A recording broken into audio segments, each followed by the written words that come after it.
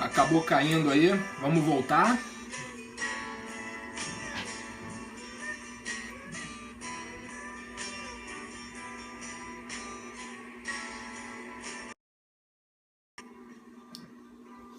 Isso aí, galera, acabou caindo.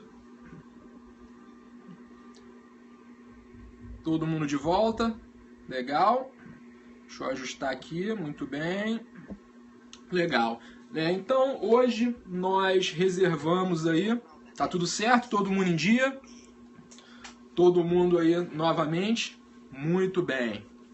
Vamos convidar o pessoal, convida a galera aí, compartilha no Face, compartilha no Insta, no Twitter, né? Chama os amigos e vamos arrebentar. Muito bem, né? Hoje nós reservamos a nossa noite para falar um pouquinho de medicina legal. Eu separei uma questão que caiu na prova de medicina legal lá de delegado de polícia do Pará, na última prova, a questão número 70. É uma questão relativamente fácil, não é uma questão muito problemática, é uma questão que tem assim, pontos simplórios, que não tem muito como errar essa questão, mas eu vou utilizar essa questão para a gente fazer o quê?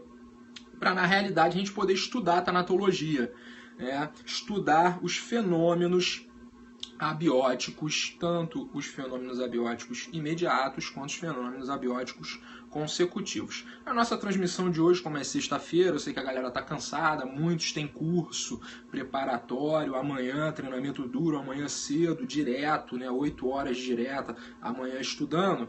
Então, hoje nós vamos fazer uma transmissão um pouquinho rápida, mas amanhã nós voltamos no sábado, final da noite, nós voltamos falando, e aí se vocês preferirem a gente pode aprofundar um pouco mais a questão dos fenômenos abióticos, ou dos fenômenos cadavéricos em geral, ou a gente pode falar de direito penal. Vocês vão pensando aí e deem a dica para o Periscope de amanhã, tá certo? Eu vou inverter a câmera aqui para você, poder pegar a questão da galera que não tá com a prova aí. Essa é a questão que nós vamos resolver hoje. Caiu o delegado de polícia agora em 2016 na prova, que teve essa problemática toda, mas nós temos essa questão que não é uma questão muito problemática não. Assinale a alternativa que contém um exemplo de fenômeno abiótico consecutivo. E aí nós temos vários exemplos, ou seja, o examinador, ele, muito mais do que você saber, ter o conhecimento do que é um fenômeno abiótico consecutivo, você também tem que ter o conhecimento do que não é o fenômeno abiótico consecutivo e do que são esses fenômenos abióticos, Então volta aqui comigo para a gente poder fazer uma explicaçãozinha rápida. Bem, vamos fazer uma explicaçãozinha rápida. Você tem que ter a ideia de que esse tema, fenômenos cadavéricos em medicina legal, primeiro ele está ligado ao tema tanatologia, que é o estudo da morte. Você tem vários outros subitens em tanatologia, estudar conceito de morte, estudar as causas jurídicas da morte, estudar também um aspecto de perinecroscopia, ou seja, um exame de local, que embora não seja um tema exclusivo de tanatologia, também normalmente é estudado ali. Você estuda também a questão da realidade da morte, que é um subtema dos fenômenos cadavéricos, esse grande tema chamado tanatologia. Hoje nós fizemos um pequeno recorte. Nós vamos, na realidade, comentar, nem estudar de forma profunda, mas comentar os fenômenos cadavéricos que se subdividem em dois grandes grupos, meu amigo, dois grandes grupos. Um grupo chamado de fenômenos cadavéricos abióticos, é isso aí, o cara que é fera sobre isso aí, é o professor, não tem dúvida, Roberto Blanco, excelente, foi professor de todos nós, Roberto Blanco, tive aula também com o Roberto, todos nós tivemos aula com o professor Roberto Blanco, feríssima, fica um abraço aí ao professor Roberto Blanco, todos nós adoramos, ele é top, ele é nota 10. Mas voltando para cá agora, dois grandes grupos de fenômenos cadavéricos, que são fenômenos em decorrência ou provenientes da morte. Legal? Nós temos um grande grupo chamado de fenômenos abióticos, e aí se liga no nome, se liga na nomenclatura. Abióticos, bióticos, bio, vida. Abióticos, ou seja, são fenômenos que denotam que não há vida, Esses fenômenos abióticos também são chamados de fenômenos avitais, é tudo sinônimo, ou vitais negativos, tudo sinônimo, fenômenos abióticos, avitais ou vitais negativos. E num outro grande grupo nós temos os chamados fenômenos transformativos do cadáver. Essa classificação que eu estou te passando é a classificação tradicional, não é unânime, não é uníssono esse posicionamento, mas é a classificação tradicional que cai nos concursos públicos em 90% das provas dos concursos públicos. Os fenômenos cadavéricos transformativos são aqueles que produzem, como o próprio nome diz, alguma transformação no cadáver após a morte. Voltando para aquele primeiro grupo que nós acabamos de ver, fica tranquilo, não precisa copiar não, daqui a pouco eu jogo aí uma imagem na tua tela para facilitar o teu estudo, o teu fichamento. Mas aqueles fenômenos abióticos, eles se subdividem também em dois grupos. Um grupo chamado fenômenos abióticos imediatos ou precoces e um outro grupo chamado de fenômenos abióticos consecutivos, tardios ou mediatos. Essas duas subdivisões, elas têm funções distintas, pelo menos no que se refere ao aspecto pericial ou importâncias médico-legais distintas. Não é à toa que o professor Higino, que é um doutrinador, que tem um atlas médico-legal, que é muito utilizado nas bancas de concurso público, não é à toa que ele defende isso no livro dele, que os fenômenos abióticos imediatos à morte, ou também chamados de fenômenos abióticos precoces, na realidade não se tratariam de fenômenos cadavéricos, mas sim de sinais que teriam relevância a um diagnóstico da realidade da morte. Tá certo? Não é à toa que no livro dele ele estuda esse grupo de fenômenos de forma à parte, num capítulo à parte, completamente estranho aos fenômenos cadavéricos. Mas não é essa a posição majoritária, não é essa a posição clássica apontada na doutrina, então nós optamos aqui por estudarmos os fenômenos na sua concepção tradicional. E temos um outro grupo. Antes disso, esses fenômenos abióticos imediatos ou precoces, eles são fenômenos que eles são apenas indicativos, eles são fenômenos que eles são apenas que induzem o perito a afirmar que há um estado de morte, porque eles não traduzem certeza. E normalmente na prova isso pode cair com um nomezinho um pouquinho diferente. Eu falar que determinado sinal ou determinado fenômeno ele seria patognomônico. O que é patognomônico? Eu dizer que aquilo se traduz com uma certeza de morte. Isso não é verdade para os fenômenos abióticos imediatos. Vocês já vão ver por que isso não é verdade, tá certo? Mas no que se refere aos fenômenos consecutivos ou tardios, também chamado de imediatos, esses sim, eles já nos trazem uma certeza de morte.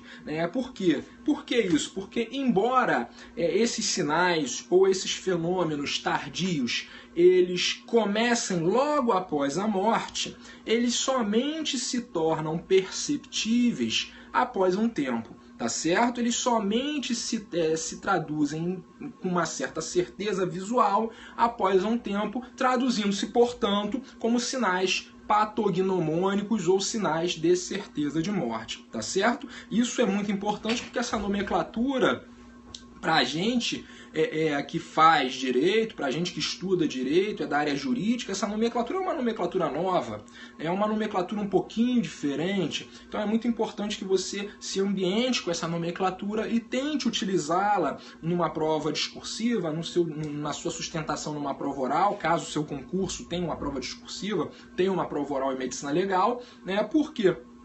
Porque na realidade é assim que vai ser cobrado, essa é a regra do jogo e não tem como, tá certo? Num outro campo, lá nos fenômenos cadavéricos transformativos, eles vão se subdividir, por sua vez, em chamados fenômenos cadavéricos destrutivos e fenômenos cadavéricos conservadores do cadáver. Legal? Eu vou jogar na tua tela esse resuminho, esse panorama, para quê? Para você poder ver como isso ficaria no seu fichamento. Então, olha aqui, muito bem, tá aí para você.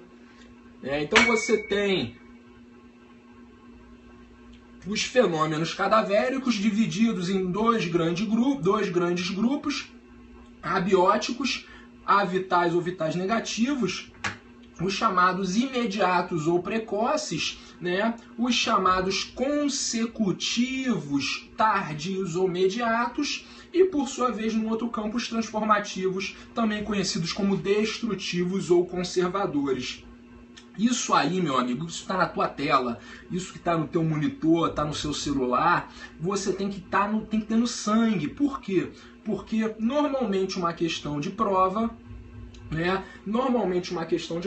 quando cobra você situar determinado fenômeno nesse contexto. Como foi a questão de prova que caiu para você aí. Como foi a questão número 70. Ele cita inúmeros fenômenos na questão 70, lá da prova do delegado do Pará, e pede para você selecionar qual seria o fenômeno abiótico consecutivo, ou seja, qual seria esse fenômeno aqui, o abiótico consecutivo. Só que para você saber qual é esse fenômeno aqui, você tem que saber quais são os outros, para você poder eliminar. Tá certo? Então você tem que dominar esse tema, não tem como. Vou voltar a tela aqui para você voltar comigo. Volta aqui.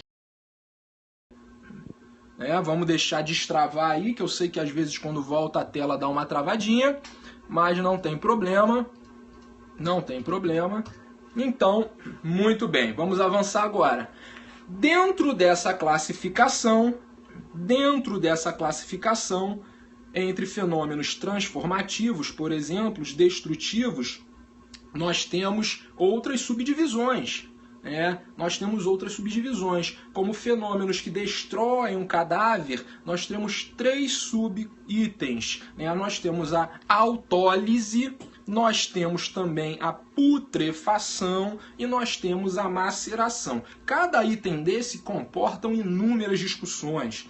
Só para você ter uma ideia, nas aulas que eu ministro em cursos específicos, quando eu vou falar de tanatologia, eu gasto 7 horas de aula. São 7 horas de aula falando sobre tudo que você imagina referente à tanatologia, óbvio. Tudo que você imagina que caia em concurso público.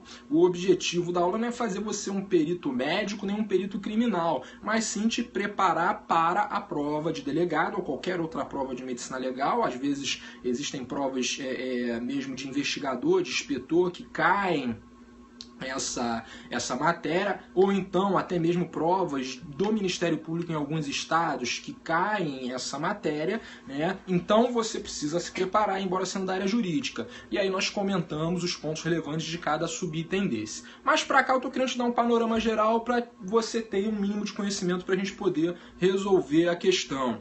Pergunta aí, para passar no RJ tem que saber mais que o perito? Olha que eu vou te dizer que tem que saber sim. Pelo menos a prova não tem que saber mais do que o perito, mas a prova de medicina legal aqui no Rio de Janeiro, ela tem mais fases do que a própria prova do perito criminal ou do perito médico legista, porque aqui no Rio de Janeiro nós realizamos provas objetivas, eliminatórias e classificatórias, provas discursivas e provas orais em todas as disciplinas.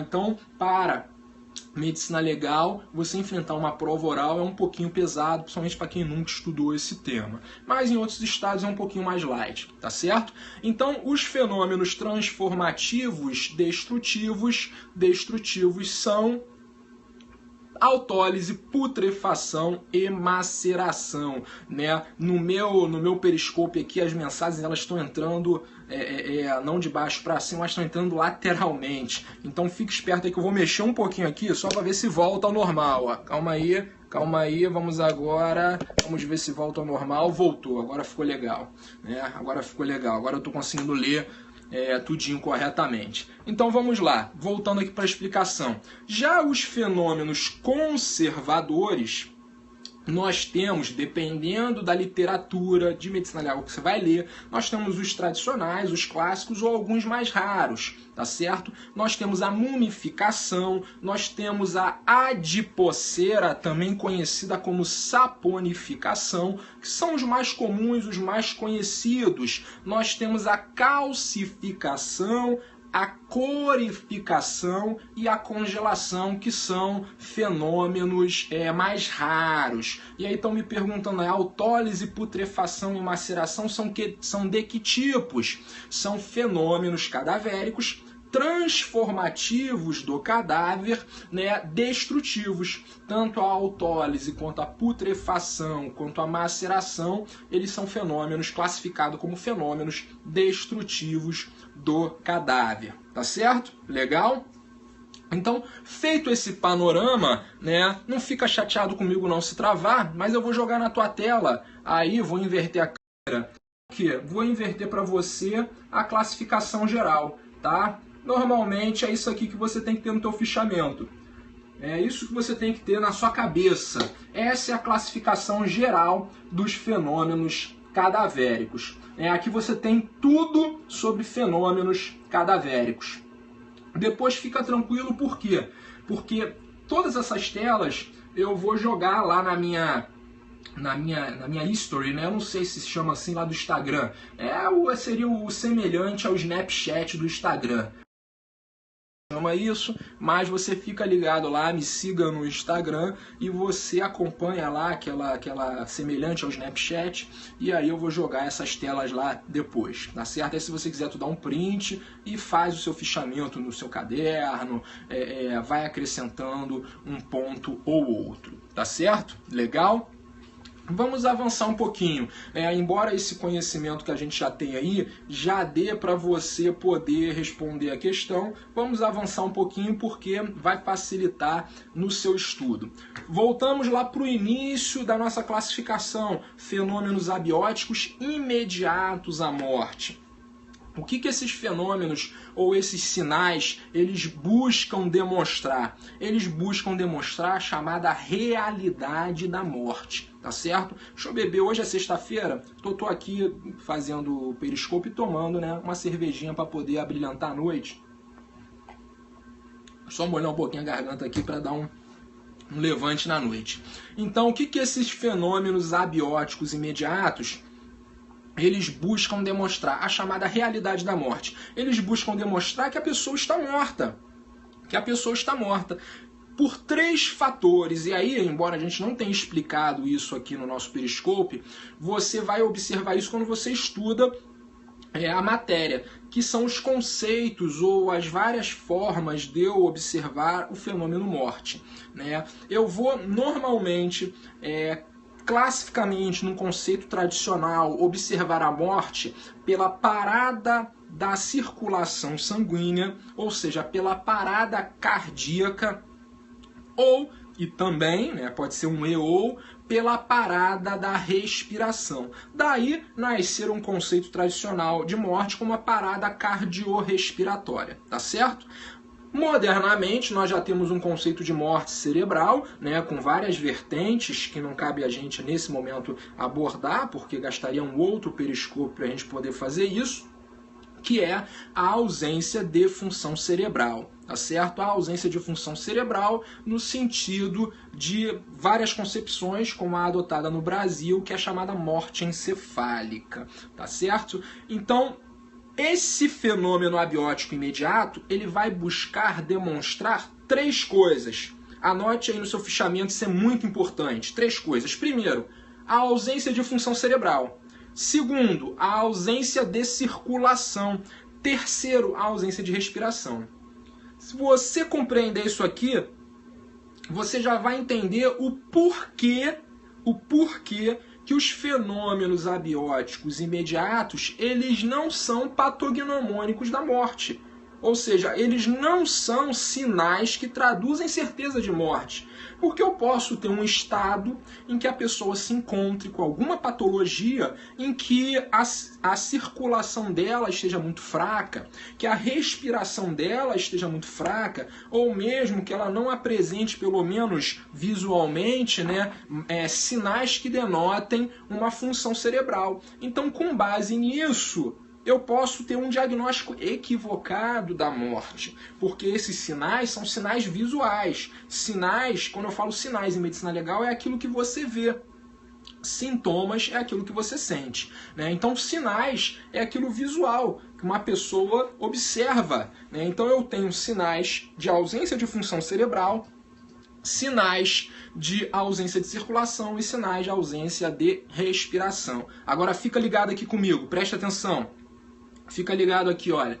A ausência de função cerebral se subdividem em 3 sinais. A ausência de função cerebral se subdivide em 3 sinais. Primeiro sinal, imobilidade. Segundo sinal, flacidez muscular difusa. Terceiro sinal, insensibilidade. Dependendo do livro que você leia, e aí muita atenção, dependendo do livro que você leia, imobilidade pode ser citado com outro nome, como ausência de consciência, tá certo? Imobilidade ou ausência de consciência, flacidez muscular difusa, né, e insensibilidade. E aí dentro de cada item desse, você vai ter vários testes para você aferir, como, por exemplo, a imobilidade, para você aferir, por exemplo, a flacidez muscular difusa. O que é essa flacidez muscular difusa? É o relaxamento completo do corpo de forma difusa. Isso é o primeiro sinal imediato à morte que denota o quê? Que denota uma ausência de função cerebral, o completo relaxamento do corpo. Não necessariamente a pessoa está morta, você pode ter alguma patologia em que a pessoa tem uma flacidez muscular difusa, que denote ali uma ausência de consciência, por exemplo, né? Mas isso é um dos elementos que, avaliado no conjunto, denota um sinal abiótico imediato da morte. Tá? Vou jogar na tua tela esse resumaço para você eventualmente anotar aí, tá certo? Fica ligado, vou ter a tela, olha aí para você, né? Então você tem esse fichamento para fazer nas tuas anotações. E se você tiver com a tua questão aí na mão, você já observa que a gente mata, né? Você observa que a gente mata uma alternativa aí da questão 70. Uma alternativa da questão 70. Vou voltar a câmera aqui para mim. Eu já mato uma alternativa que fala assim, olha, a questão fala assim, fenômenos cadavéricos abióticos consecutivos, e uma das alternativas, uma das assertivas, é relaxamento dos esfíncteres. Observa que relaxamento do esfíncter é uma das formas do relaxamento, uma das espécies do relaxamento que se chama aí, que nós chamamos de flacidez muscular difusa. Portanto, o relaxamento dos esfíncteres, que vai ter como consequência a liberação de fezes, a liberação de urina, a liberação de esperma, né? Isso é um fenômeno imediato da morte e não um fenômeno consecutivo, que nós já vamos ver, e não um fenômeno consecutivo. Então já matamos aí, já eliminamos, para você entender do que a gente está falando aqui, tá certo? Para você entender, compreender do que a gente está falando nessa classificação. E aí, entrando nos fenômenos cadavéricos, abióticos, consecutivos e tardios, tá certo? Consecutivos e tardios, nós temos uma classificação que a doutrina médica gosta de fazer muito, Nós temos uma classificação que divide esses fenômenos em fenômenos de ordem física e de ordem química, levando em consideração o mecanismo de formação desse fenômeno, tá certo? Então nós temos, por exemplo, vou citar para você aqui, como fenômenos abióticos consecutivos ou tardios. A desidratação é um fenômeno abiótico consecutivo ou tardio. O resfriamento do corpo, também chamado de algidez cadavérica, ou uma expressãozinha em latim chamada algor morte, tá certo? Também é um fenômeno. Um outro que é o livor de hipóstase ou livor hipostático também é um fenômeno cadavérico consecutivo. E a rigidez cadavérica, também chamada de rigor morte, seria o quarto fenômeno cadavérico abiótico consecutivo ou tardio. Os três primeiros que eu falei para você são fenômenos de ordem física. O último que eu falei para você é um fenômeno de ordem química. Então, a desidratação, o resfriamento do corpo e os livores de hipóstase são fenômenos em que o mecanismo de formação decorre, da própria física. A desidratação e os livores e o resfriamento. E o quarto e o último é a questão da rigidez muscular, que é um fenômeno de ordem química.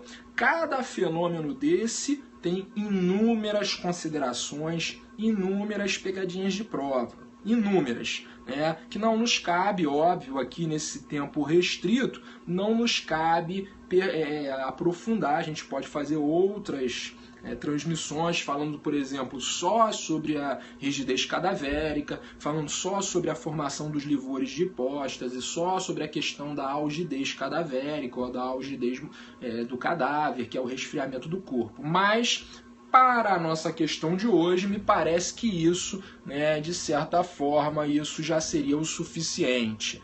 Tá certo? Isso já seria o suficiente. E aí voltamos para cá para a gente resolver essa questão. Vamos lá. Tentar aqui. Vamos novamente para a gente fechar a questão aqui. Autólise. A autólise, ela é um fenômeno cadavérico? Sim, ela é um fenômeno cadavérico, naquela classificação que nós vimos. Mas ela é um fenômeno cadavérico abiótico, seja imediato à morte ou consecutivo, ou transformativo. Na realidade, a autólise, ela é um fenômeno cadavérico que destrói o cadáver, um fenômeno cadavérico destrutivo, tá certo? Tal qual também é a putrefação. Então, a autólise e a putrefação, que são a letra A são as letras A e a letra B, estão erradas porque não citam fenômenos consecutivos, fenômenos imediatos à morte, tá certo? A letra C, já te dei a dica, relaxamento dos esfíncteres está vinculado à flacidez muscular difusa, que é um fenômeno, isso aí, Pedro já jogou a bola aí, é um fenômeno abiótico imediato.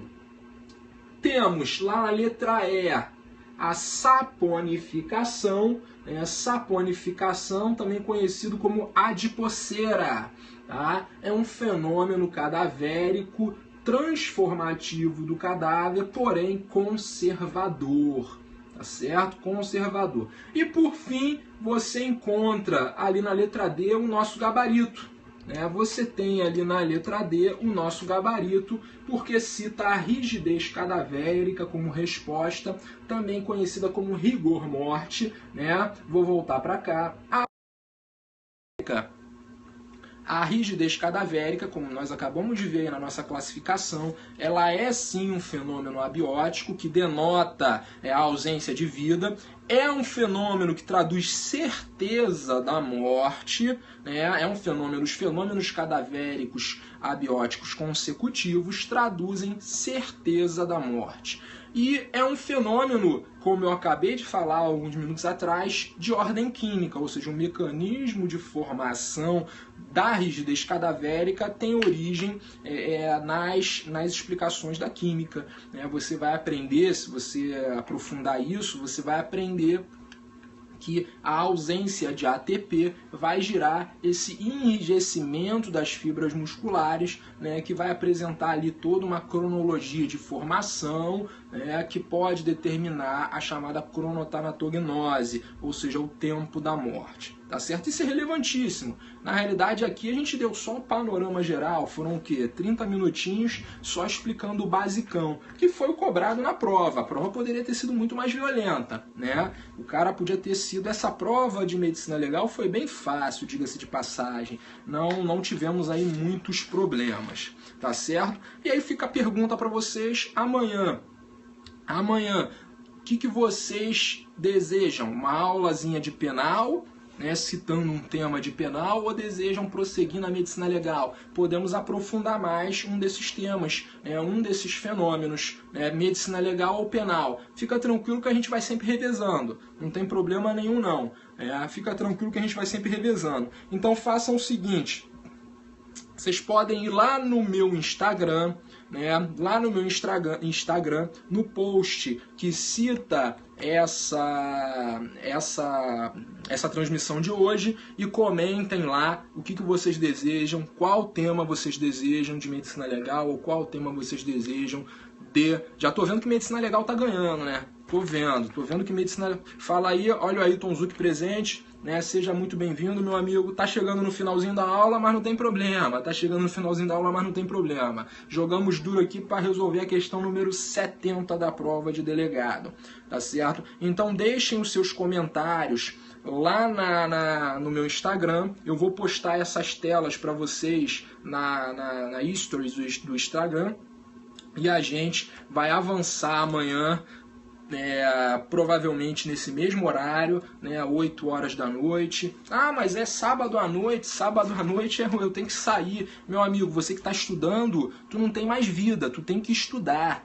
Então é sábado, é domingo, então nós vamos amanhã, eu vou jogar lá uma mídia social confirmando o horário, mas por volta de 8 a 9 horas da noite, tá certo? Por volta de 8 às 9 horas da noite, eu vou jogar lá no meu Instagram, no meu Facebook, confirmando o tema e confirmando o horário, tá certo? Então comentem lá, comentem no meu Instagram qual tema vocês querem, se querem aula de direito penal ou se querem aula de medicina legal, e qual tema. Comentem que a gente vai arrebentar amanhã à noite, tá certo? Se for medicina legal, a gente pode aprofundar. Se for direito penal, a gente cita outro tema. Montes, alguma notícia de concurso de delegado no Rio de Janeiro? Olha, por enquanto não, né? Vocês sabem que o Rio de Janeiro está passando por um momento difícil, um pouquinho de crise, só um pouquinho, né? Só um pouquinho, um pouquinho de crise. Mas essa questão de concurso público, isso é muito sazonal. Então fique esperto, porque a crise passa às vezes de 2 em 3 meses, né? Embora não seja esse o prognóstico, mas a crise pode passar rápido e daqui a pouco pintar esse concurso aí. Como o delegado do Rio é uma banca e é um perfil de concurso um pouquinho difícil, você precisa de um tempo médio de estudo um pouquinho maior. Então eu sempre oriento os meus alunos, né? As turmas aqui no Rio de Janeiro para delegado estão sempre cheias, estão sempre cheios, os cursos estão sempre bombando, então eu sempre oriento os meus alunos a fazerem o quê? Continuarem o estudo. Estudo para concurso público, né, é aquilo que você realiza a médio prazo, ainda mais numa prova de concurso público que você precisa de prova oral e precisa de prova discursiva. Então é uma prova a médio prazo ali que você vai estudar em torno de 8 meses, 1 ano e meio, né, de forma focada, de forma estratégica, para você poder conseguir a sua aprovação, tá certo? Então fica ligado.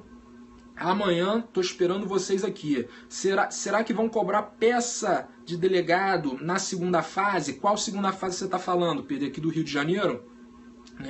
Eu te adianto, Rio de Janeiro, olha, eu te adianto que há um indicativo sim, tá? Embora não haja uma disciplina de peças aqui no Rio de Janeiro específica, né, você já tem tanto a própria administração pública, um desejo da administração pública, quanto a própria banca nas disciplinas de processo penal, cobrando essa ideia de cobrar. Já há previsão dentro de processo penal de cobrança de peças, mas por enquanto, por disciplina própria, não. A mesma coisa estatuto, aqui estatuto da Polícia Civil do Estado do Rio de Janeiro, né? Inclusive tem um livro específico de estatuto que eu escrevi já há algum tempinho. A estatuto, embora não seja uma disciplina autônoma, ela cada vez mais vem caindo como um sub-ramo do direito administrativo. E aí você vai me perguntar, Montes, por que isso não é disciplina autônoma? Porque aqui as disciplinas da prova de delegado, elas estão previstas na lei, em lei estadual. Então, para eu mudar isso, eu tenho que mudar a lei, tá certo? Então, não acredito que vá haver essa mudança, pelo menos não para o próximo concurso, seja lá quando ele ocorra. Tá certo? Legal? Então é isso aí, galera. Fica um abraço para vocês, né? Lembrando, óbvio, não posso deixar de citar, né? Não posso deixar de citar aqui, não posso deixar de citar o nosso aulão que vai ocorrer lá no Pará. A galera que for fazer essa prova, né, esteja convidada, faça sua inscrição lá no adelante.net.br, tá certo? Para dúvidas sobre questões de penal geral, há possibilidade de enviá-las? Assim, meu amigo, vá lá no meu Instagram, comenta no post, que na próxima aula a gente tira essa dúvida, não tem problema nenhum. Pode também encaminhar lá por Facebook, inbox, que a gente arrebenta, a gente joga duro lá também. Então, Belém Hall, nós estaremos lá no dia 17/12, né, com vários professores, professor Ailton Zuc, arrebentando lá no Direito Penal Parte Especial, leis extravagantes, também em peças. Eu vou estar também dando uma palhinha em peças, falarei também sobre medicina legal e sobre Direito Penal Parte Geral. Temos também o professor Cristiano Gonzaga, temos o professor André Barbieri, e a professora Tatiana arrebentando lá em empresarial e ambiental, tá certo? Então, estamos aí à disposição de vocês.